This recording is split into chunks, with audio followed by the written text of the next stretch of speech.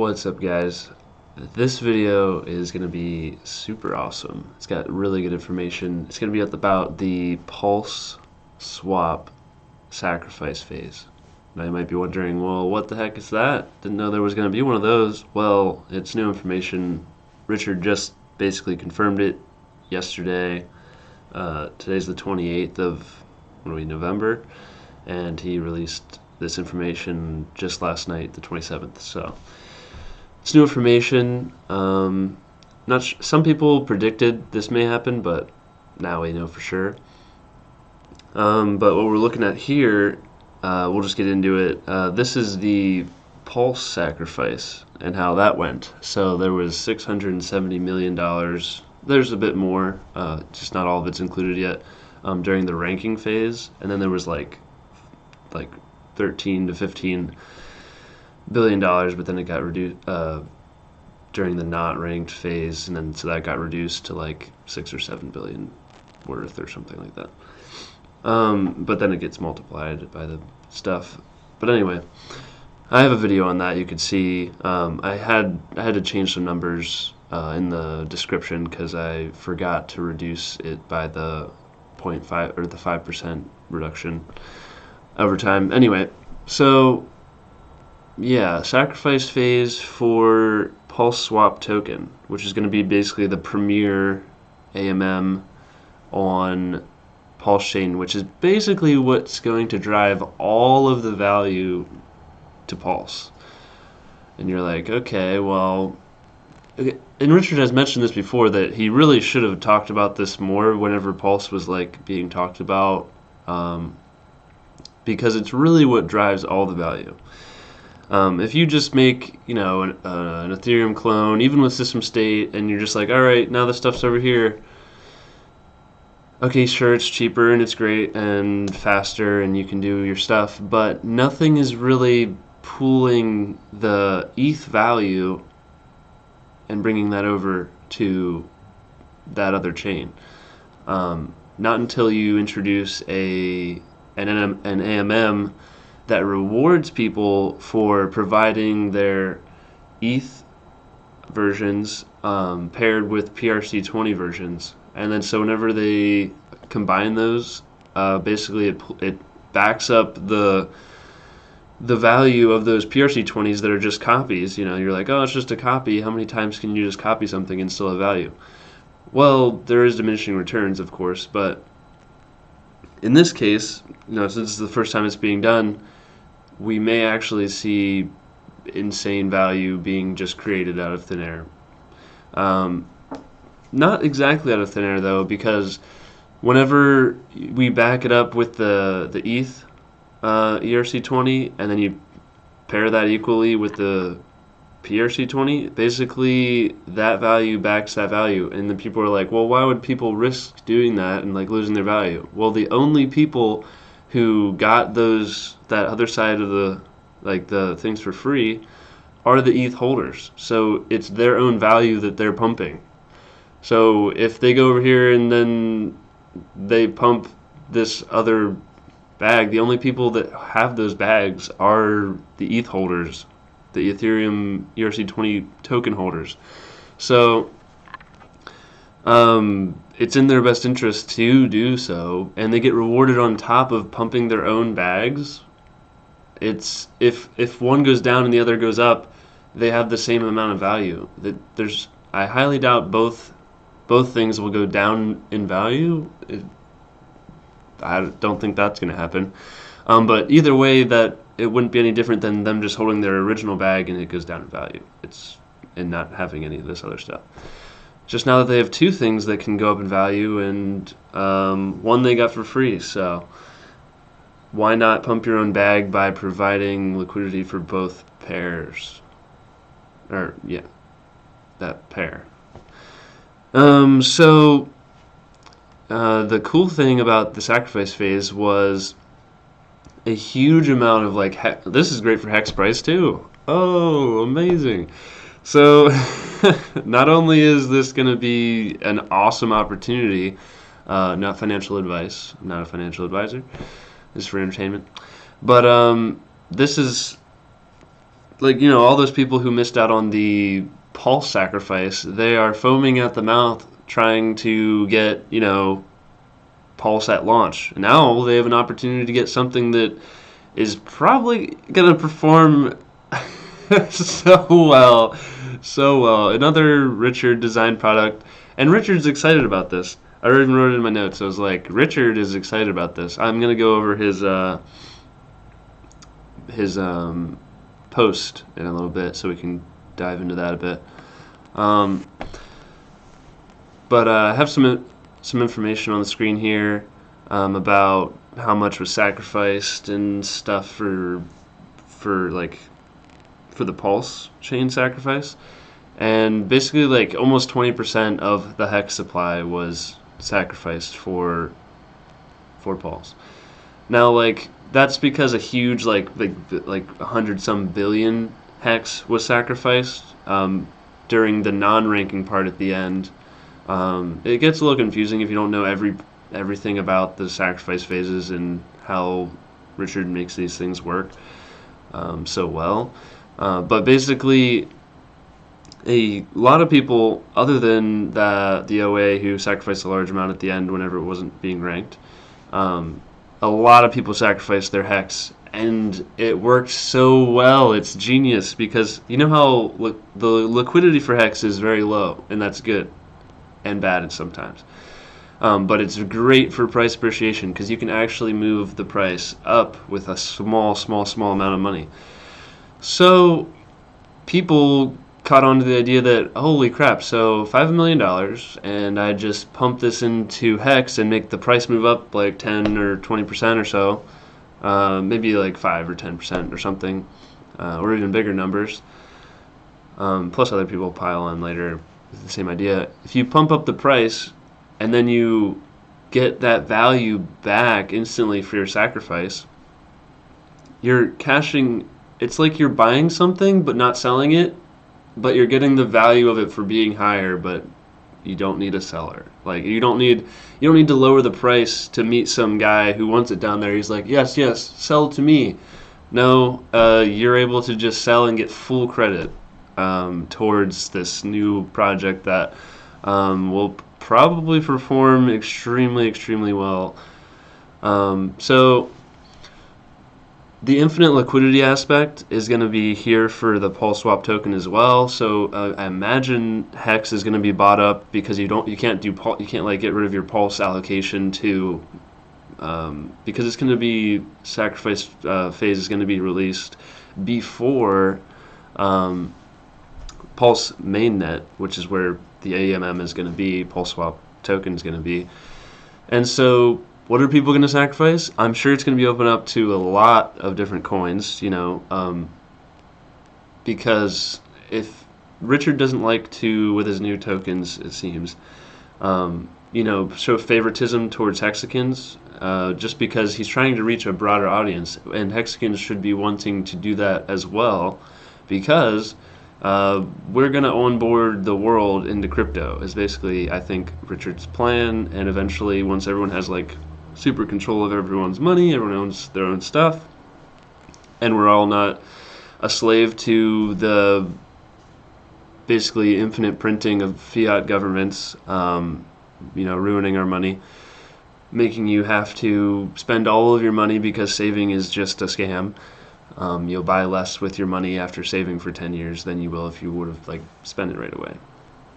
There's pros and cons to all of this, but basically, we are going to be onboarding a lot of people to crypto, and we need to reach communities other than the same Hex community, and just, it's better to have a smaller piece of a bigger pie than a big piece of a little pie.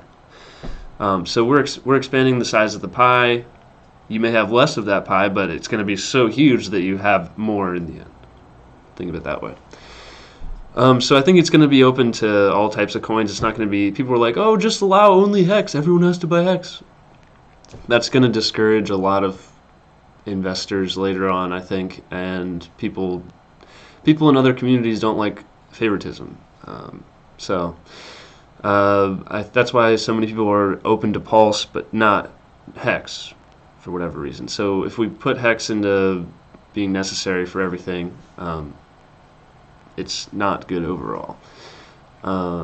Plus, the smart people will realize that buying Hex is still the best option for sacrificing, just like it was the last time. That's why we had that run up to like 21 cents initially. That was during the sacrifice phase, and then it like slowly petered down back to like 11 cents, and then it went up to 55 or whatever. So this could be the start of another huge run up in Hex.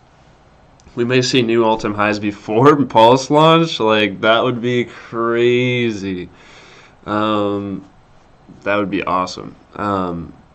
We'll see what the whales do with this information. I know that there's just lots of people on the sidelines waiting for cheaper Hex to get huge bags, especially now that you're going to have infinite liquidity to sell into to get allocation for Pulseswap. It's amazing. One thing I wanted to say about this before we get to the explanation of Pulseswap and stuff that Richard wrote about. You see this like 17.774% sacrificed. Well, if you look at this Pulse lead, I can't find the exact numbers, but I do remember hearing or seeing that over like $300 million worth of this number was from Hex being sacrificed by like, all the Hex holders from like early on and stuff like that. And so what that tells you is all this Hex has never been sold after it's been sent to the sacrifice address, but other stuff that was sent there like Ethereum and stablecoin, that stuff gets sold and usually maybe even bought Hex with that stuff. So what this does is it basically permanently removes Hex supply in order to get people huge allocations of Richard's new projects. It's really genius. Oh my gosh, I can't believe Richard thought of this stuff. It's so good. Because of the low liquidity of Hex, if people were to sell 300 million, because that was liquid bags, and that stuff got removed from the actually available supply. And so that being removed makes the price go up. There's less to be sold. So all of these people selling like Hex now and stuff, they're not going to have it to sacrifice. Maybe they'll have to sacrifice something else. If they're smart, they would buy their Hex back and sacrifice that because it's not actually going to move the price against them. Because when you actually move the price like up against yourself when you're buying it, usually it's bad because then when you sell it, it has to go down and you got less on the way up. And so you have less at a lower price, which is bad. But whenever you sell to the sacrifice phase for either Pulse or the Pulseswap one, you're not going to have that slippage downward. You have infinite liquidity, which is amazing. So this is going to permanently remove a bunch more Hex from supply, guys. This is amazing. So Pulseswap, maybe we'll get another $300 million worth of Hex that could have been sell pressure, just removed. Just gonna, what's left to buy? Hex, there's gonna be like no supply. That's amazing for Hex price. Yes, so let's see here. Now let's go on to, before this video gets too long. Alright, this is Richard just in the evening yesterday, November 27th. Pulseswap will probably have a sacrifice phase a few weeks before mainnet. Okay, digging in, let's go. Oh yeah, Richard follows me, that's pretty cool. Follow me at K4K Crypto on Twitter. K4K Crypto. I try not to get into anything political and talking about the news. I don't do that garbage. I try not to like follow people who do that. It's kind of just I'm focusing on stuff that can actually improve my life and make me more wealthy and the people I know more wealthy, and so that's the stuff I try and put out.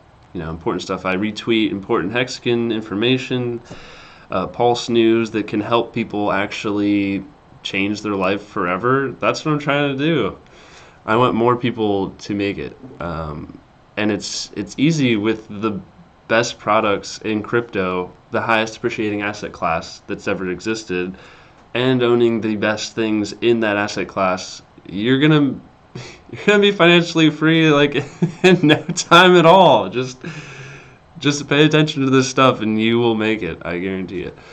No, not financial advice. Entertainment. So let's see. Richard is like really excited about this stuff. So you'll see later in his posts here. I'm excited about this stuff. Not to mention that now that there's way more eyes on Pulse than there were whenever Pulse sacrifice phase was happening. There's we've multiplied how many people are in the Pulse chat, and a lot of people show up they missed the sacrifice phase, and they're like, I guess I have to buy on day one. So some people are just waiting on the sidelines. So that's whatever money they have aside waiting for that, they could use potentially on the Pulseswap sacrifice. They might buy Hex and use that to sacrifice, and that just pushes Hex price up, and it will never go down from that buy. They're not adding to potential sell pressure. It's instantly removed. It's it's amazing. Let's see. 1 second here. Alright, let's get to reading Richard's post here. Very important stuff. I would encourage everyone to read this and draw your own conclusions as well. Imagine the world's largest yield farm. Example, Chainlink users on Ethereum bridge their link to Pulsechain, where it's called eLink. They already have their free link on Pulsechain there from the fork. They deposit their eLink and link into the Pulseswap liquidity pool. Alright, so you got 1,000 link and you got 1,000 eLink over on Pulsechain now.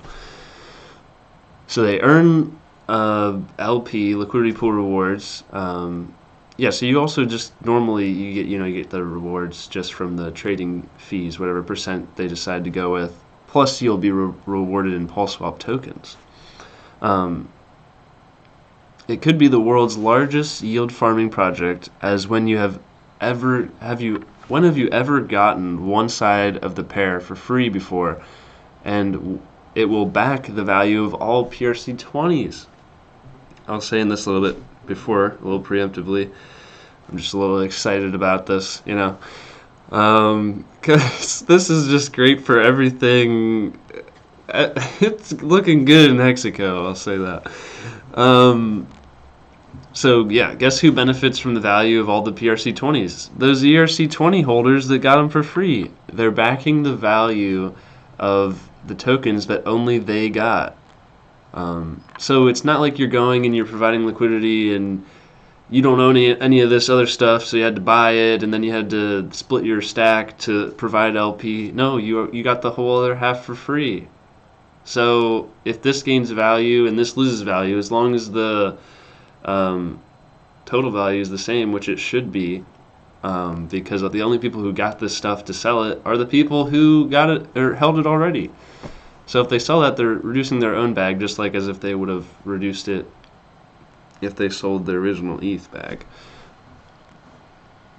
So let's see. They're backing the value of their coins that only they got. This makes the Pulseswap and Pulse, the native token of Pulsechain, very useful. Yes, and to do all these trades and transactions and interact with any of these contracts, guess what you have to have? Pulse. So people are going to have to buy Pulse to do the greatest yield farming event in history. I think people are going to stock up. And the only people who can sell Pulse are people in the sacrifice set. And those people seem to be the type of people who don't sell after a 2x, or even a 10x, or a 1000x. So who knows when, I'm sure big people in they can, they're going to mess around with the chart and make it look like we're going to have some dumping and stuff. But that's that's just some whale games, and you don't have to worry about that because there's so much demand for this stuff because people are tired of the ETH fees, and no one has ever gotten this amount of free, awesome technology just for like just free airdropped. Like, is the world's biggest airdrop. It's going to be amazing. Let's see what we got here. Finally, this enables a derivative play on Pulseswap, betting on the value of all the tickers on Ethereum. Same tickers, same code, cheaper, faster, higher throughput, better for the environment network. So basically, he's saying you're able to, if you think like Ethereum stuff is going to do well, Pulseswap is also betting on that because we have all the same stuff. But it's better over here. It's cheaper, faster, higher throughput, better for the environment network. So you think Ethereum's going to do well? You should be betting on Pulsechain then because you got all that stuff that's on there over here. So, but in a better environment. And then this is a huge point. ERC20, PRC20 prices bonded by the liquidity in the LP. Some PRC20s will win. Now, what that means is prices of like two pairs are bonded by or by a pair, or bonded by the liquidity in that pair. So like when you see, what's a nice easy one? Let's see, like Ethereum and Bitcoin. Whenever like there's a ratio of in the Ethereum BTC pairs all across all the exchanges, all that liquidity, that are all arbitrage opportunities whenever either ETH runs up or Bitcoin runs up. There's all that liquidity in those pairs trying to pull, like it either pulls it back down or it pulls the other one up with it because it's a reflexive system.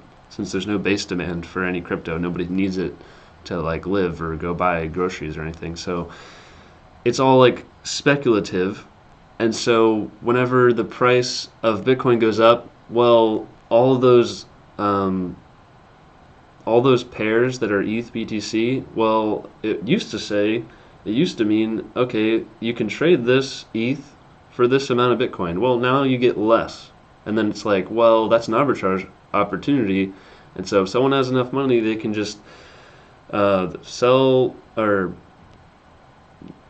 they would sell one side down and then buy the other one up and basically get it back to that ratio over time. Now, it might get away for a while, because you're like, well, those ratios change all the time. Well, they are a constant driving pressure in the market based on how much liquidity is there. If there's not that much, then it doesn't have as much effect. That is why for Hex, we only have like 10% of our liquidity or 15% or something in Ethereum, so that when Ethereum dumps, we don't dump. But also when Ethereum runs up, we don't run up with it as much. But we do have most of our liquidity against the USDC pair, which means basically the only way price of Hex goes up or down is whenever people are actually buying or selling Hex, which is more ideal because crypto markets seem to dump like 85-95% every once in a while. So if you don't want to be tied to that downside and you'd rather just have to beat the dollar, that's so much better.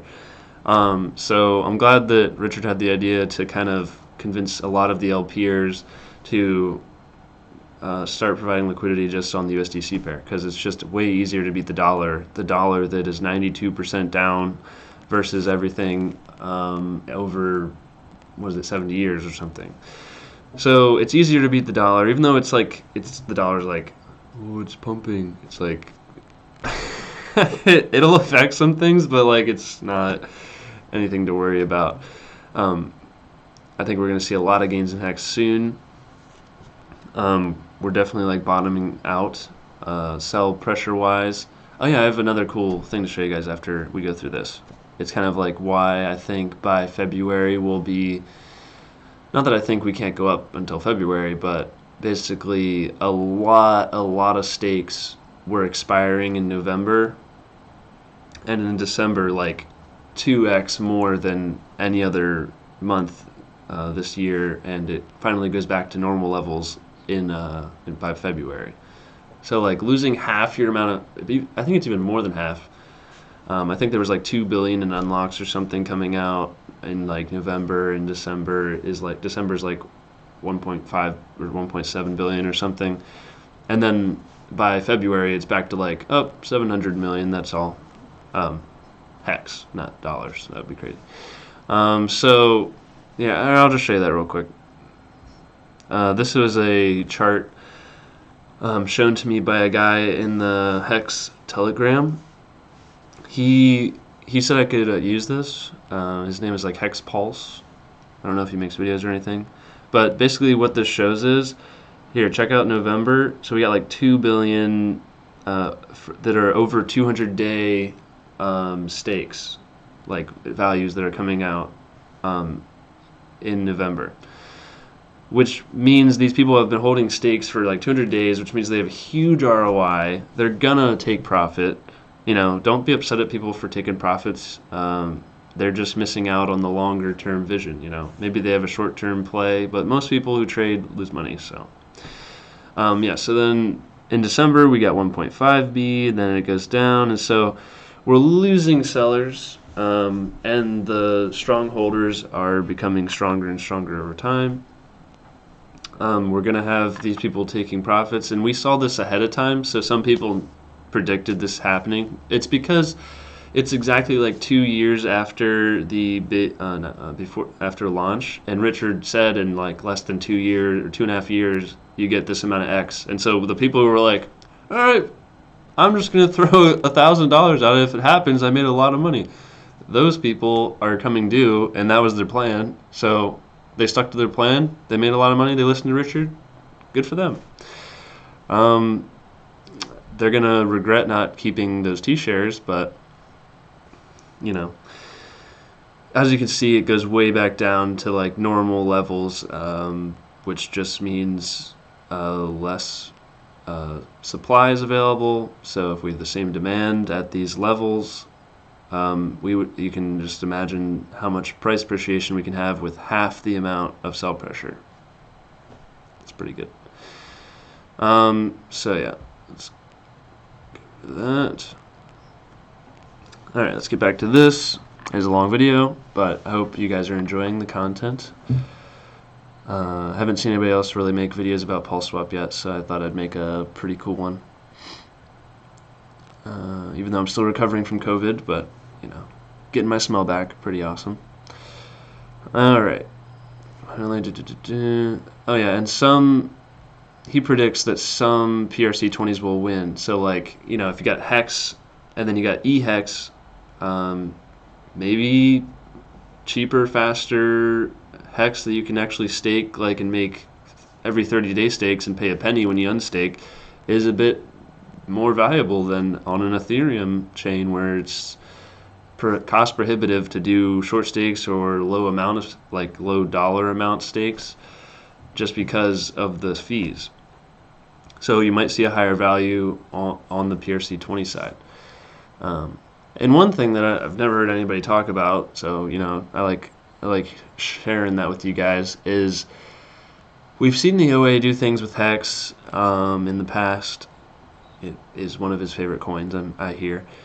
And not the OA, but Richard, the owner of the original contract, he likes Hex a lot, and he's moved those big bags of Hex like he did for the sacrifice phase and for Big Payday. So what could potentially happen with billions and billions of dollars of Hex? Those are going to get copied as well. Those could be put into a liquidity farm and bond the price of the PRC20 Hex and the ERC20 Hex together. Oh, look, Hex is pumping a little bit. And if there's enough liquidity there, no one has enough sell pressure to push the price down because an arbitrager will just come in and be like, I'm gonna put this back to the right price because they're 1 to 1. Because that's how, like, if there was, because no one has $2 billion worth to like counteract the liquidity that's there for the pair. It's not like the USDC hex pair. That's not that. That's not what we're talking about. We're talking about the exact same coin, but different chain pair. And so if there's huge liquidity there, no one can change the value. So it immediately just I don't know if Richard's going to do that, but or whoever owns the OA address. I don't know if that's the best play to just make it basically infinite liquidity for hex, and then the hex will double hex pair. And then basically the prices have to equal the same because you can't move the price down in any way because people would just be like, oh, well, this went down. I can just get the exact same thing over here. And basically it refixes the ratio super quick because no one has enough money to actually make it change significantly because no one holds as much hex as the hex OA. That was just it's kind of cool that potentially that could be, like, if that was done, it would instantly, the value would be, the PRC20 would be at parity, and there's like nothing anyone could do about it. Yeah, if you think that's interesting, post comment down below. We got, let's see, finally, I'm told, this is so cool. I'm told the Pulseswap code is rather complete. It's finished. What? Okay, we haven't really heard much about it, but he just says, it's probably done. It's pretty much done. It's already been tested on Pulsechain testnet. I didn't know that. That's pretty cool. I gotta mess around more on the testnet. I did a few like transactions and used the faucet and stuff like that, but didn't see any like Uniswap type programs. Maybe it's like they're using some hidden insider website or something that it's not like available for everyone to try out. If someone knows about it, please let me know. I would love to try it out. I have not tested it myself though, and there's a couple parameters that need chosen for fee defaults, LP things. I'll get you a better update next week or the week after. So how awesome is that? So basically, these little details are pretty important for enticing people to use the system. If they make the fee defaults, it's 5% to transact, and it's useless. So it's actually important, the decision making here, for what percent of fees and other benefits to the Pulseswap token itself. They gotta figure out the game theory on that. And we'll get the details later. When Richard fully understands it, then he can sell it really well. And I don't think he likes to talk about stuff that he doesn't fully understand himself, because then he can't make the best, the best sell. Like, try and sell something you know nothing about. You think it does this? Like, you're not able to give the person confidence in what you're selling if you don't understand it yourself. So once he checks it out and knows it better, he'll let us know. Let's see, we got PPS. Many PRC20s may be more valuable than their ERC20 counterparts because no one likes being robbed by insane gas fees. Agree. Since many tokens are totally broken on ETH right now and retain just their speculative trading features, the PRC20 is affordable to use again and trade, which is true. Because like even if you're like, well, we have like AVAX and we have these other chains where Matic or Polygon or whatever it's called, and you're like, well, you can trade over there for cheap and stuff, but they don't have every token that the Ethereum blockchain had, and they don't have the exact same code. It's like all different code, and it's different new projects on there, and people have to like go over there, and it doesn't have as much adoption, so less money's going through it. So what he's saying is there's the exact same stuff is right here, and it's just cheaper. It's like, I like this analogy. I don't know. I don't know if I think I came up with it because I never heard anyone else say it. And I just thought it was really cool. But okay, imagine you're on Main Street and you're walking down the street and there's just a $10 bill on the street and you're like, huh, $10 bill, nice. And so you go around and you're working with that and there's a bunch of stores open and you can go in there and you can go in, but everything costs like $100 and you're like, well, okay, I guess I can't afford anything. All right, and then you hear about this street, Second Street down the road, and you're like, they call it Second Main Street. So you go down there, and there's another $10. It looks a little different, but it's $10 on the ground. So you got your $10, and so you go into one of those stores. Everything is like 1 penny, and they're just like, yeah, it's the same exact stuff as over on Main Street, but it's a penny here. And then they're like, but we're also green and we don't destroy the environment with all of our stuff because we have some superpower solution. And you're just like, okay, that's pretty cool. And I got the same $10 I had over there, and now I got it over here. And you're just like, can I trade this old $10 I have for more of this awesome currency you guys have over here everything's a penny? And so I think of Pulsechain kind of like going to that other street where everything is just the same but way better, and it's only a matter of time before people are like, why wouldn't you stick out over there on Main Street? It's just worse. Go to Second Main Street, dude. So let's finish this up here. PPPS. Say you want to bet on the price of Uni on Ethereum, but it costs too much for gas. You can instead buy Uni on Pulsechain. Maybe their prices are correlated. Same code, same ticker, bonded by liquidity. What if Uniswap on Pulse goes higher than on ETH? Innovation! Exclamation point. I think Richard is very, very excited about releasing this. You can see when he talks about it, like the bonding, like the liquidity pool farming and stuff. He is so excited about that anytime he talks about it in his streams. That's why I think it whenever he said, oh, we should be talking about this a lot more back when Pulse was being like sacrificed. It's because it's like the main driver of value to the system. It'll at least make it happen faster than if it wasn't present. So that's pretty cool.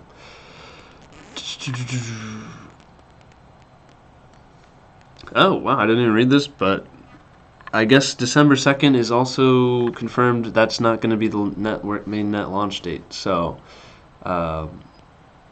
he says, do you ask me if the mainnet launch is the same day as the 2-year anniversary meetup? The answer is no, and should be obvious. Testnet V2 might be next week, though. So that's pretty sweet. That'll be exciting to see our potential Pulse sacrifice values. They're not super final, but that'll be super cool. Let's finish up this video here. Richard's excited about it. Arbitrage. Yep, I'm going to talk about that. Now, I do know that I made this list because one time Richard just rattled off everything that he potentially wanted to work on, and I was like, okay, I'm gonna write that down. And so, other potential awesome things coming up in the future. We got that grayscale for Hex being built by some Harvard students. A fiat on-ramp in the EU. That's slow going, but maybe eventually. We got what's it called? Some fiat or USDT at least exchange. They don't work in the US, but they listed Pulse. We're gonna have this is like the crypto takeover world domination list. So grayscale, fiat on ramp. The network will be Pulse. The storage of value will be Hex, which is and a lot of people don't understand storage of value and how it's better to have less negative externalities. That's why Bitcoin and stuff is just outclassed by Hex, because we don't have to sell the inflation to secure it. We get the security for free. We just packed more value into the Ethereum or whatever network we're on we just packed more value into the system without having, and we get all the censorship resistance. So if you can have something that accrues value without having those externalities, you just have better price performance. It's just simple as that. So Hex is our storage of value. We'll have a fork of Uniswap with no admin keys. That's like the minimum viable starting AMM on Pulsechain. We got possibly a new stablecoin. Richard has talked about that. I think he saw how much some stupid stablecoin called like Faye. They raised like $1 billion or something to make a stablecoin. So I'm sure he's interested in starting something like that. Bridge with no admin keys. Potentially, it might have to start with admin keys, and then if they do figure something out, they'll probably be the first ones to implement it because Richard likes no admin keys. And then a MakerDAO replacement. So that would be interesting. I guess that would go somewhat with the stablecoin, I guess. I'm not sure what his plans are for that. He doesn't really talk about that. It's not like his main focus right now. Launch pads. I think we already have some of those. I got like PulsePad and stuff. 1-inch replacement. That's probably what Pulseswap is, which is pretty sweet. We're just now hearing about the sacrifice phase. That's awesome. AMMs and yield farming. So that's kind of like the combo of those two. He has finally come out with the idea for Pulseswap sacrifice phase. So I would stay tuned for that. Not financial advice in this video, but I think Hex is definitely a great play for any sacrifice phase for Richard, because last time $300 million worth of supply or more of Hex alone was just removed, gone. So when that possibly sell supply just becomes gone and to a never seller address, what do you think is going to happen to the price with equal or increasing demand and supply just got reduced by like huge amounts? I think it's going to go not down, we'll say. Anyway, that's everything for this video. Thanks for watching, guys, and stay tuned for the next one. Like, comment, subscribe. And I'm still recovering, so I took a break from making videos for a bit, but thanks for coming back and watching my videos, guys. Take care. Bye.